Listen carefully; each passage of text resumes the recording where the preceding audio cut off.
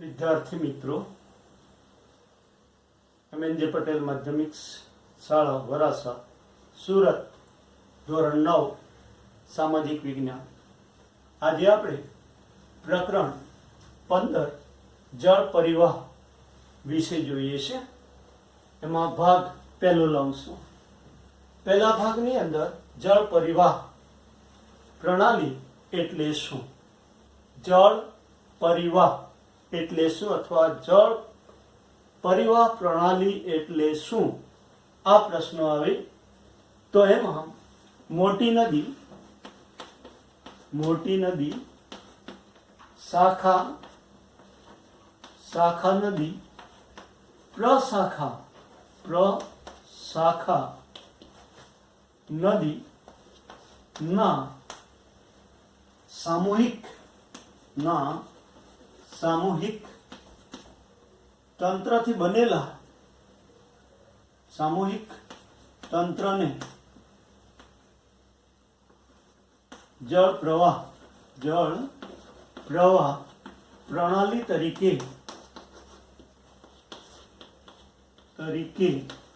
ओळखवामां आवे छे।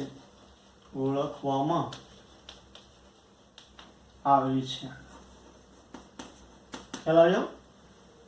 मोटी नदी एनाथी नानी एटले एनी शाखा नदीओ अने प्रशाखा नदीओ एटले झरણા स्वरूपमां वहेती बधी नदीओ नो सामूहिक तंत्र जे गणाय, बधी जे झरણા छे बराबर, एनाथी थोड़ी मोटी नदीओ, एनाथी मोटी नदीओ अने तेनाथी मोटी नदी एम बनेला एक सामूहिक तंत्र छे। ए सामूहिक तंत्रने जल प्रवाह प्रणाली तरीके ओळखवामां आवे छे। बराबर आवे छे। ख्याल आव्यो? एटले टूंकमां मोटी नदी शाखा नदी अने प्रशाखा नदीओना बनेला सामूहिक तंत्रने प्रशाखा नदीओना बनेला सामूहिक तंत्रने जल प्रवाह प्रणाली तरीके ओळखवामां आवे छे। बराबर। हवे तमे जाणो छो आ नदीनुं पाणी वहीने समुद्रने मळता होय, महासागरने मळतुं होय अथवा तो कोई रणमां के मैदान भागमां समाई जतुं होय छे। आ रीते जे नदीओ हशे जे विशाळ पाणीनो जथ्थो धरावे छे आ नदीने नदी बेसिन तरीके ओळखवामां आवे छे। नदी बेसिन। बराबर। तो कया? मोटी नदी शाखा प्रशाखा नदीओ बनेला सामूहिक तंत्र द्वारा जे पाणी एकत्र थाय छे ते पाणी समुद्रने मळे छे अथवा महासागर के क्या रणमां समाई जता होय। बराबर। आवा नदी तंत्रने सामूहिक नदी तंत्र छे ए नदी तंत्रने नदी बेसिन तरीके ओळखवामां आवे छे। बराबर। आपणे अहींया आवी जे नदीओ छे ए नदीओ बे स्वरूपमां जोवा मळे छे। हवे ते बे स्वरूप कया छे ते भाग आपणे जोवानो रहे छे। बराबर। तो ए बे भाग जे छे तेने हुं तमने अलग रीते समजावुं छुं, ध्यान राखजो। बराबर। तो ए बे भाग छे जल परिवाह ना बे भाग छे। बे भाग कया छे? तो एक छे हिमालय नदी तंत्र, बे भाग, एक छे हिमालय नदी तंत्र અને બીજો ભાગ જે છે તે દ્વીપકલ્પીય નદી તંત્ર। આ રીતે એના બે ભાગ પડ્યા છે, હિમાલય નદી તંત્ર અને દ્વીપકલ્પીય નદી તંત્ર, એમ બે ભાગમાં એને વહેંચવામાં આવેલું છે। એટલે તે આપણે બે ભાગ કયા તેનો ખ્યાલ તમને આપવામાં આવ્યો છે। હવે આપણે आ प्रक्रिया ने कोई अलग रीते जोईए छे। बराबर। ध्यान में राखजो। हूँ एक ज मिनिट नी अंदर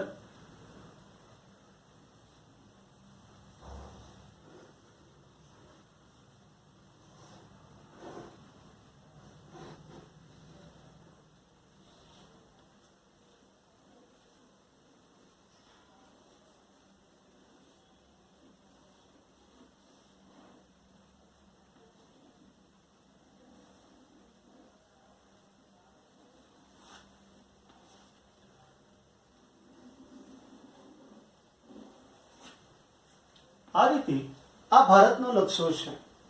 હવે આ જે ભાગ છે એ હિમાલયનો ભાગ છે. આ ભાગ કયો છે? હિમાલય નો ભાગ આવેલો છે મોટો, જે પર્વતીય વિસ્તાર તરીકે આપણે આગલા ચેપ્ટરમાં જોઈ ગયા છે એ હિમાલયનો ભાગ છે. બરાબર. અને દ્વીપકલ્પીય એટલે એનો દક્ષિણનો ભાગ છે. આ બાજુ આ અરબી સમુદ્ર છે, અહીંયા હિન્દ મહાસાગર અને અહીંયા બંગાળાની ખાડી છે. આ રીતે ત્રણ ભાગમાં જળ પ્રવાહ છે, એટલે એ દ્વીપકલ્પીય ભાગ કહેવાય. આ મધ્ય ભાગ પછીનો ભાગ અને આ હિમાલયનો ભાગ. આ રીતે એના બે ભાગ પડે છે. બરાબર. તો આપણે પહેલા લઈએ છીએ જે આ હિમાલય છે એ હિમાલયના ભાગમાંથી વહેતી નદીઓ. બરાબર.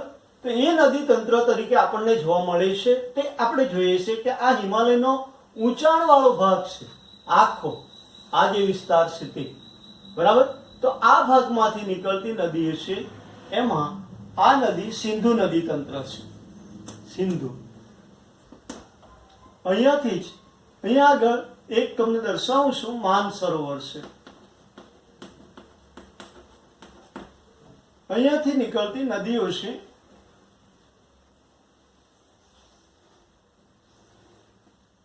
આ ગંગા નદી છે અને અહીંયાથી જ વહેતી નદી આ યમુના છે. બરાબર. આ જ ભાગમાંથી નીકળતી આ રીતે એક નદી છે. એ નદી સિંધુ એ બ્રહ્મપુત્ર નદી છે. હા, બ્રહ્મપુત્ર નદી છે. હવે હું તમને એ કહું છું કે આ જે નદીઓ છે એ હિમાલયમાંથી નીકળે છે, એટલે એને હિમાલયની નદી તરીકે ઓળખવામાં આવે છે. એને જુઓ, આ ભાગમાંથી તો અહીંયા સુધી લગભગ 2500 કિલોમીટરથી લઈ 2900 કિલોમીટર લંબાઈ ધરાવતી આ વિશાળ નદીનો પ્રવાહ છે. ખૂબ મોટો પ્રવાહ છે. બરાબર. એટલે આ પર્વતીય વિસ્તાર છે ત્યાંથી નીકળીને આ નદીઓ છે મેદાન ભાગ થઈ આ સમુદ્રને મળે છે ત્યાં સુધીનો વિશાળ જથ્થો છે. આવી નદીઓ છે એ નદીઓ હિમાલયની નદી તરીકે ઓળખાય છે. એટલે એ નદીઓ મોટી છે, એટલે એ નદીઓના બેસિન કેવા છે? ઘણા મોટા છે. નદી બેસિન મોટા જોવા મળે છે. બરાબર. હવે આ નદીઓ છે એ પર્વતીય વિસ્તારમાંથી વહે છે, તેથી રેતી, માટી, કાંકરા, રજ વગેરે જે વસ્તુઓ છે એની પ્રવાહ સાથે ખૂબ મોટા પ્રમાણમાં લાવે છે અને મોટા પ્રમાણમાં લાવીને આ મેદાન ભાગમાં ઠાલવે છે અને તેના કારણે ફળદ્રુપ કાંપના મેદાનોની રચના કરતી જોવા મળે છે આ નદીઓ. બરાબર. બીજું, આ નદીઓ એની સાથે કાંપ લાવે છે, એટલે એકદમ સળંગ આવી રીતે વહેતી નથી, પણ અમુક ભાગોની અંદર આ રીતે જે સાપ જે છે વળાંક લે છે, એવી વળાંક લે છે જેને વિસર્પણ તરીકે ઓળખવામાં આવે છે. વિસર્પણ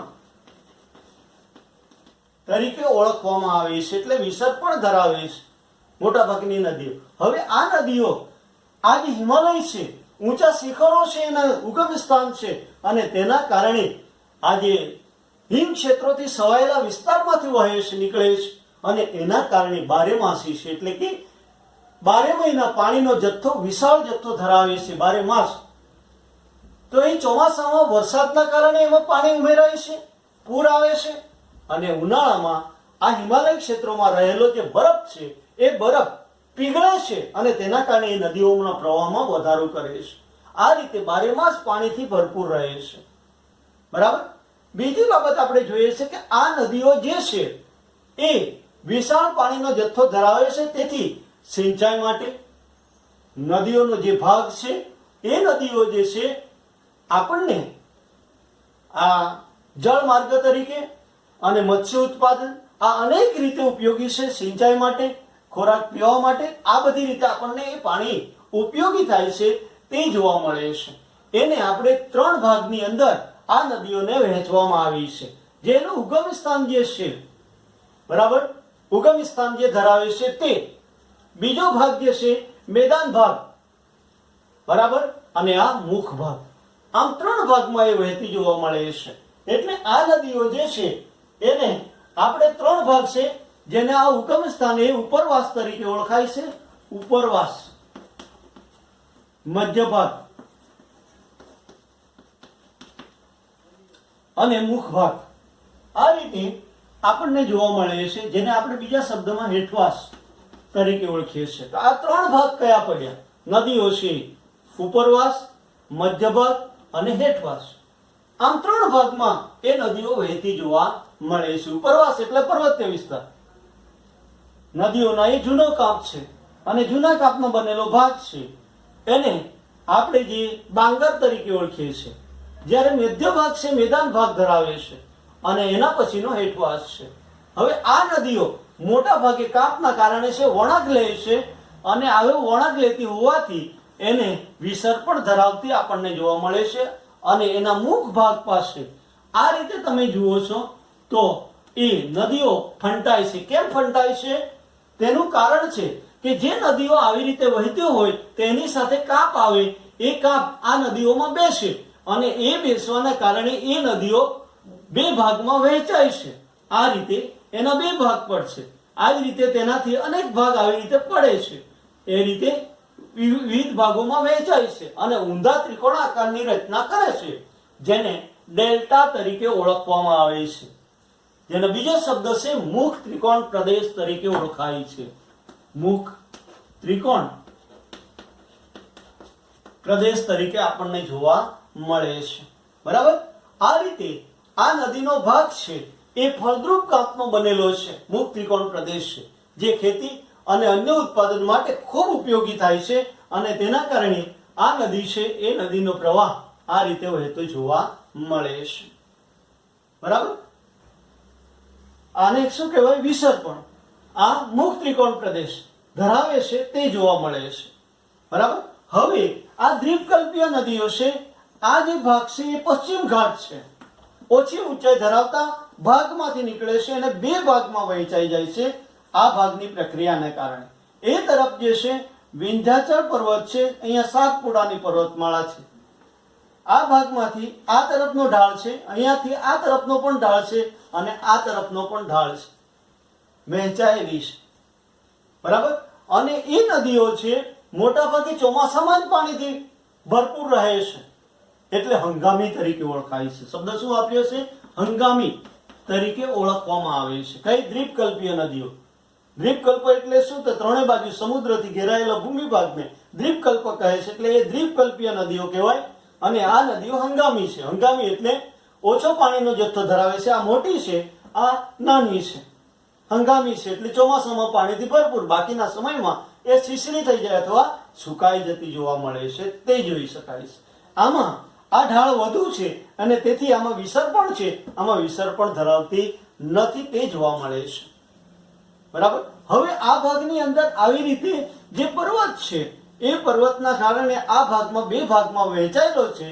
આ જે ભાગ, બરાબર, આ ભાગ પશ્ચિમ ઘાટ, એક ભાગ બાજુ આ બાજુ જાય છે નદી અને આ બાજુથી વહીને આ બાજુ છે, એટલે પશ્ચિમ ઘાટ એ આ પશ્ચિમ ઘાટ છે.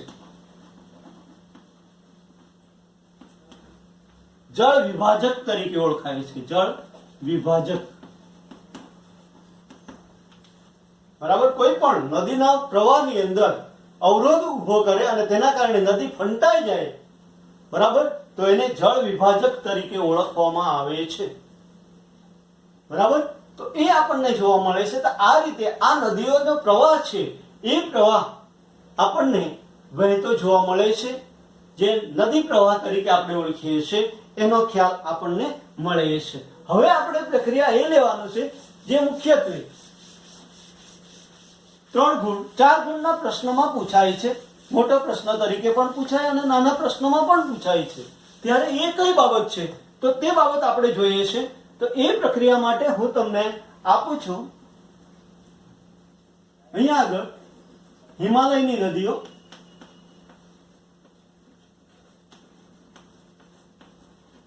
છે અને આ ભાગમાં દ્વીપકલ્પીય નદીઓ છે. આ રીતે એ નદી પ્રવાહને બે ભાગમાં વહેંચે છે.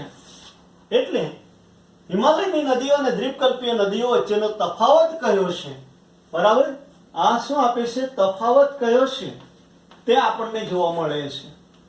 તો આ જે છે હિમાલયની નદીઓ છે એ ઘણી મોટી છે અને આ દ્વીપકલ્પીય નદી ઘણી નાની છે, નાની નદીઓ છે, મધ્ય ભાગ છે, ધરાવે છે. એટલે હું ટૂંકમાં લખું છું, એનો ખ્યાલ રાખજો.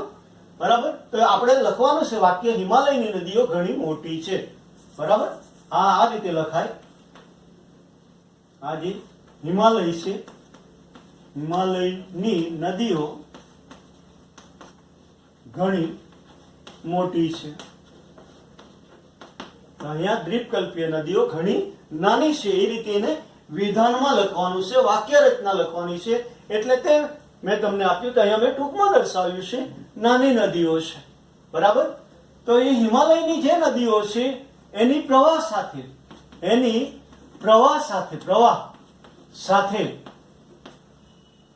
બરાબર, પ્રવાહ આપીએ અથવા નિક્ષેપણ સાથે, એવો પણ શબ્દ વપરાય, નિક્ષેપણ.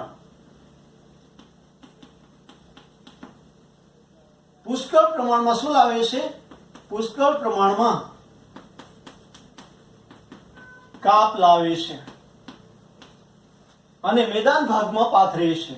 કાપ લાવે છે. બરાબર. અને એને કયા મેદાન ભાગ છે એ મેદાન ભાગમાં શું કરે છે? નિક્ષેપણ કરે છે. નિક્ષેપણ કરે છે. બરાબર. આ નદીઓ એટલે કે દ્વીપકલ્પીય નદીઓ છે. અહીંયા દ્વીપકલ્પીય નદીઓ છે.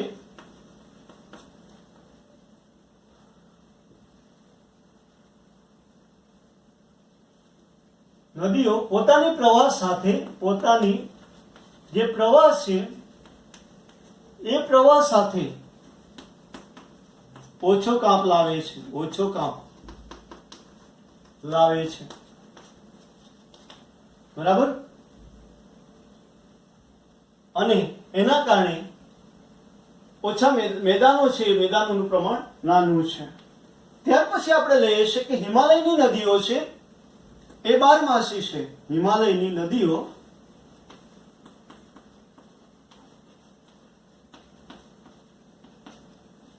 બારમાસી. અહીંયા આગળ દ્વીપકલ્પીય નદીઓ છે એ કેવી છે? હંગામી છે. બરાબર. હવે લખીએ બારમાસી કેમ છે? તો ઉનાળામાં બરફ પીગળવાના કારણે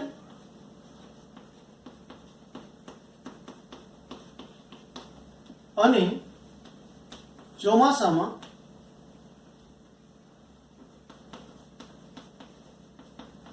વરસાદના કારણે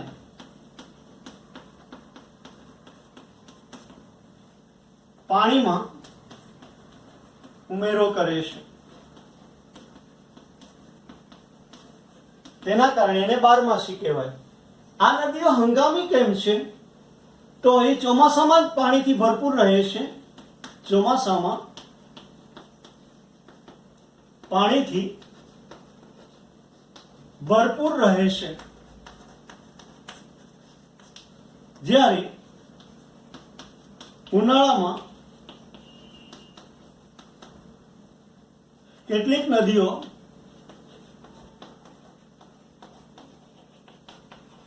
શું થાય છે? સુકાઈ જાય છે અથવા છીછરી બની જાય છે. તેથી એને હંગામી કહી છે. કારણ તરીકે આપણને જોવા મળે તો પણ આપણે 2 ગુણના પ્રશ્નમાં આ પ્રશ્ન લખી શકીએ. એટલે તે છે આ નદીઓ એટલે કે હિમાલયની નદીઓ છે એ નદીઓ શું ધરાવે છે? વિસર્પણ ધરાવે છે. બરાબર. જ્યારે આ નદીઓ દ્વીપકલ્પીય નદીઓ વિસર્પણ ધરાવતી નથી. વિસર્પણ એટલે શું? વળાંક. તો એ વળાંક લેતી નથી, આ વળાંક લે છે તે જોવા મળે છે. આ નદીઓ છે એ નદીઓ એટલે હિમાલયની નદીઓ છે એ જળ માર્ગ તરીકે ઉપયોગી છે, જળ માર્ગ તરીકે ઉપયોગી છે.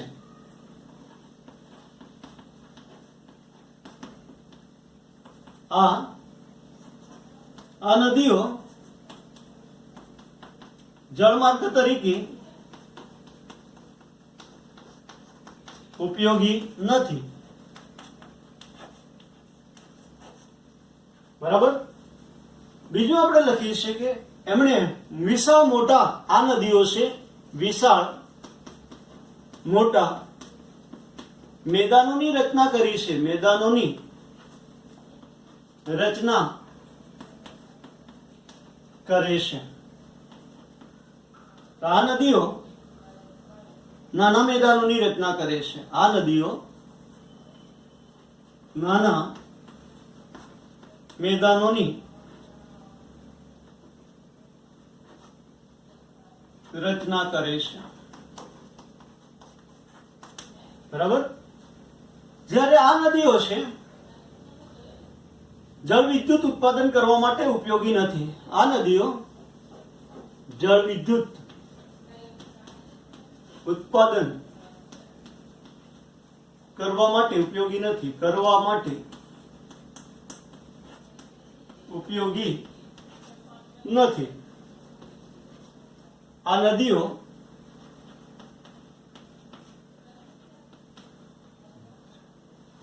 જળ વિદ્યુત ઉત્પાદન કરવા માટે ઉપયોગી છે. જળ વિદ્યુત કારણ શું આપે? ધોધ સ્વરૂપે. આ નદીઓ ધોધ સ્વરૂપે વહેતી હોવાથી જળ માર્ગો માટે ઉપયોગી છે. બરાબર. આ નદીઓ મોટા ભાગે મુક્ત ત્રિકોણ ડેલ્ટા ધરાવે છે. આ નદીઓ છે એ નાના ડેલ્ટા ધરાવે છે, મુક્ત ત્રિકોણ બનાવે છે પણ નાના છે. આના જે મોટા મુક્ત ત્રિકોણ ડેલ્ટા જેને આપણે કહીએ છીએ એ પણ આ મુદ્દામાં લખી શકાય. મુક્ત ત્રિકોણ અથવા બીજા શું કહેવાય ડેલ્ટા ની રચના કરે છે જ્યારે આ નથી. નિક્ષેપણના મેદાનો છે એ આ રીતે શું આવે છે? આ તફાવત કયો છે એ તફાવત તમને ખ્યાલ આપી શકે છે એટલે તે તમને જોવા મળે છે. બરાબર. ઘણા બધા મુદ્દાઓ છે અને એ પ્રમાણે જે આપણે પ્રશ્ન કયા માર્ક્સ કેટલા માર્ક્સનો પ્રશ્ન છે તે પ્રમાણે એના મુદ્દાઓ કેટલા લખવા તે આપણે નિર્ધાર કરવાનું છે એટલે તે જોઈ શકાય છે. ફરી એકવાર હિમાલયની નદીઓ ઘણી મોટી છે, દ્વીપકલ્પીય નદીઓ ઘણી નાની છે. બરાબર. હિમાલયની નદીઓની પ્રવાહ સાથે એટલે હિમાલય ક્ષેત્રો હિમ ક્ષેત્રોમાંથી વહે છે. આપણે એમાં લખી શકીએ કયા? હિમ ક્ષેત્રો માંથી વહે છે એટલે પુષ્કળ પ્રમાણમાં કાપ લાવે છે. જ્યારે દ્વીપકલ્પીય નદીઓ છે નાના પહાડો, અહીંયા નાના પહાડો લખીએ કે પર્વત, બરાબર, એ પર્વત ભાગમાંથી નીકળે છે અને તેથી ઓછો કાપ લાવતી જોવા મળે છે. બરાબર. આ હિમાલયની નદીઓ 12માસી છે એટલે કે ઉનાળામાં બરફ પીગળવાના કારણે અને ચોમાસામાં વરસાદના કારણે એ નદીઓમાં પૂર આવે છે. જ્યારે દ્વીપકલ્પી નદીઓ હંગામી છે, ચોમાસામાં જ પાણીથી ભરપૂર રહે, જ્યારે ઉનાળો આવતા એ સુકાઈ જાય અથવા તો છીછરી એટલે પાણીના તળ ઘણા નીચા જાય એટલે એને શિશ્રી તરીકે શબ્દ વપરાય છે એટલે તે આપણને ખ્યાલ મળે છે. આ નદીઓ વિસર્પણ ધરાવે છે. આ નદીઓ વિસર્પણ ધરાવતી નથી એટલે કે દ્વીપકલ્પીય નદીઓ વિસર્પણ ધરાવતી નથી તે ખ્યાલ આવે છે. બરાબર. આ હિમાલયની નદીઓ વિશાળ મોટા મેદાનોની રચના કરે છે જ્યારે એ દ્વીપકલ્પીય નદીઓ નાના મેદાનોની રચના કરતી જોવા મળે છે. બરાબર. હિમાલયની નદીઓ જળ વિદ્યુત ઉત્પાદન કરવા માટે ઉપયોગી નથી. જ્યારે આ જે દ્વીપકલ્પીય નદીઓ છે હિમાલયની નદીઓ એ આવે પછી દ્વીપકલ્પીય નદીઓ ધોધ સ્વરૂપે વહેતી હોય એટલે ધોધ જ્યાં વહે છે ત્યાં આગળ ટર્બાઇન ગોઠવીને વિદ્યુત મેળવી શકાય એટલે હોવાથી જળમાર્ગ, બરાબર, ધોધ સ્વરૂપે એટલે જળમાર્ગ તરીકે શું આપ્યું? જળમાર્ગને જળ વિદ્યુત ઉત્પાદન કરવા માટે ઉપયોગી છે. જળ વિદ્યુત આવે માટે ઉપયોગી છે, મેળવવા માટે ઉપયોગી છે, એટલે તે તમને જોવા મળે છે. આ મુખ ત્રિકોણ મોટા મુખ ત્રિકોણ ની રચના કરે છે. વિશ્વના મોટા મેદાનોમાં એની ગણના થાય છે, જ્યારે આ નાના મુખ ત્રિકોણ પ્રદેશની રચના કરે છે. આ રીતે આ હિમાલયની નદીઓ અને દ્વીપકલ્પીય નદીઓ વચ્ચેનો તફાવત આપણને જોવા મળે છે. તો એ આપણે જોઈ શકીએ છીએ. હવે બીજી એક પ્રક્રિયા આપણે એની સાથે લઈ લઈએ છીએ. આ નદીઓનો જે પ્રવાહ વહે છે એ પ્રવાહને જુદા જુદા ભાગોમાંથી પસાર થાય છે, ભૂપૃષ્ઠ ભાગો, અને તેના કારણે એ પ્રવાહ કયા નામથી ઓળખાય છે, કઈ પ્રક્રિયાની રચના કરે છે, તે બાબત આપણે જોવાની રહે છે. એટલે જળ પ્રવાહની ગોઠવણી કેવી છે તે આપણે જોવાની છે. જળ પરિવાહની ગોઠવણી કયા પ્રકારની છે તે આપણે જોવાનું છે. તો પહેલો પ્રકાર જે આવે છે એ વૃક્ષાકાર, બરાબર. બીજો પ્રકાર જે છે એ ગુંફન અથવા જાળી આકાર તરીકે આપણને જોવા મળે છે. ત્રીજો પ્રકાર જે છે એ આયતાકાર,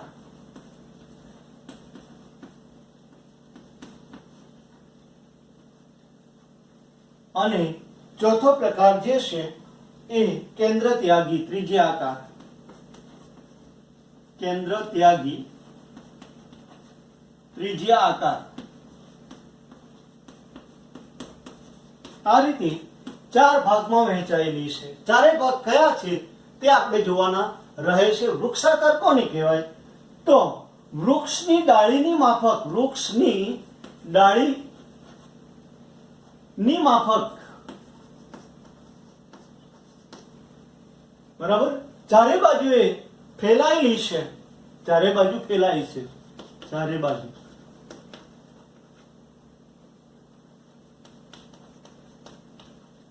ફેલાયેલી હોય એને વૃક્ષાકાર તરીકે ઓળખવામાં આવે છે, બરાબર. જેમ કે ગંગા નદી છે, ગંગા નદી ચારે બાજુ એની શાખા પ્રશાખા નદીઓથી આખી વહેંચાયેલી છે, એટલે તે ગુંફન અથવા જાળી આકાર. તો આપણે કરોળિયાની માફક નદીઓ, કરોળિયાની માફક જે નદીઓ છે ગૂંથાયેલી હોય,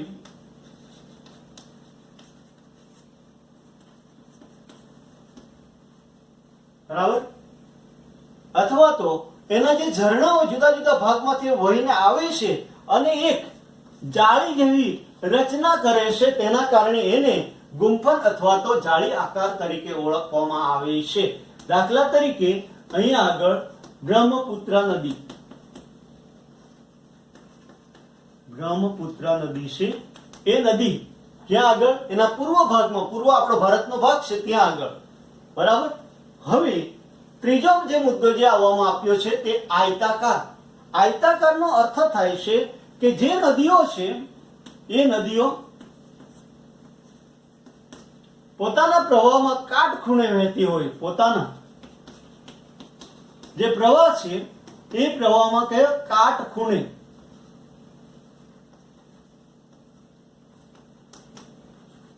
વહેતી હોય એવી નદીઓને આયતાકાર પ્રણાલી તરીકે ઓળખવામાં આવે છે. જેમ કે અહીંયા આગળ નર્મદા નદી છે, એના ઉગમ સ્થાન પછી મધ્યપ્રદેશની અંદર આવી રીતે જુદા જુદા ભાગોની અંદર વહેંચાય છે, કાટખૂણે વહે છે, આવા ભાગો રચે છે, એના ફાટખીણમાંથી વહે છે, અને એના કારણે એને આયતાકાર પ્રણાલી તરીકે ઓળખવામાં આવે છે. ત્યાર પછી આવે છે કેન્દ્ર ત્યાગી ત્રિજ્યા આકાર. એટલે જે ઊંચાણવાળો, જે એક મધ્ય કેન્દ્રમાંથી ચારે તરફ જે સાયકલની આરાની માફક વહેંચાયેલી હોય એને મધ્ય ભાગ છે, મધ્ય ભાગમાંથી, એટલે જે નદીઓ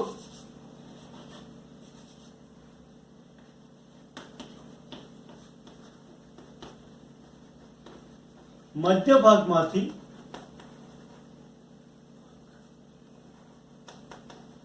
માંથી વહીને ચારે તરફ વહીને ચારે તરફ સાયકલની આરાની માફક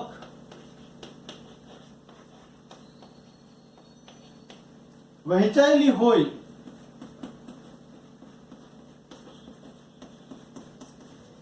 તો તેને કેન્દ્ર ત્યાગી ત્રિજ્યાકાર, સાયકલની આરાની માફક વહેંચાયેલી હોય અથવા તો કાચબાની ઢાળને કારણે, અહીંયા કાચબાનો ઢાળ પણ લખી શકાય, ઢાળ જેના કારણે ચારે તરફ ફંટાય છે, જેમાં સૌરાષ્ટ્રની નદીઓ, દાખલા તરીકે અહીંયા કયો આવે,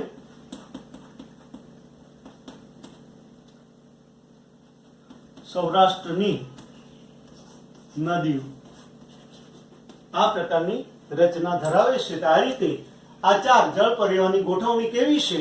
તો આપણે અહીંયા ચાર પ્રકારની ગોઠવણી જોવા મળે છે: વૃક્ષાકાર, ગુંફન અથવા જાળી આકાર, આયતાકાર અને કેન્દ્ર ત્યાગી ત્રિજ્યા આકાર. આ રીતે આ નદીઓ વહેંચાયેલી છે તેનો ખ્યાલ તમને આપવામાં આવ્યો છે. તો પહેલો ભાગ અહીંયા સુધી આપણે લઈએ છીએ.